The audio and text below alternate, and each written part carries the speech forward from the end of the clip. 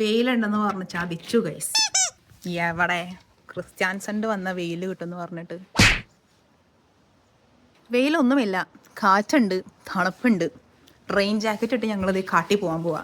Guys say hi.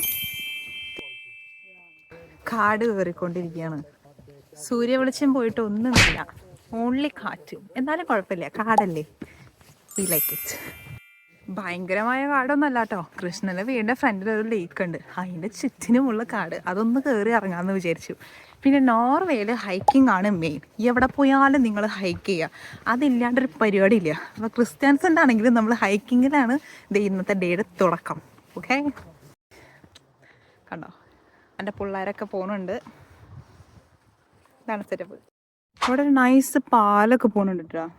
എനിക്ക് actually അങ്ങോട്ട് പോകാൻ തോന്നുന്നുണ്ട്, പക്ഷെ ഇവരൊക്കെ ഇങ്ങോട്ട് പോയി.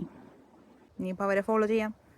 അല്ലെങ്കിൽ ഞാൻ മാത്രം അങ്ങോട്ട് പോയിട്ട് അവിടെ ലേക്കാണെന്ന് തോന്നണു. ഇനി അതിനകത്ത് വീണ് ഇനി എന്തെങ്കിലും പറ്റിയാൽ ആരെന്നോട് ചോദിക്കും?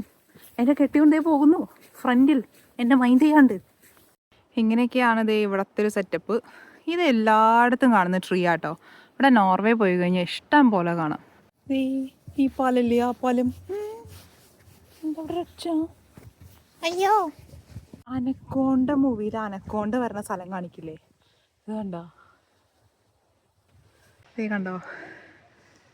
നൈസല്ലേ? കാട് എപ്പോഴൊരു സുഖമാണല്ലേ.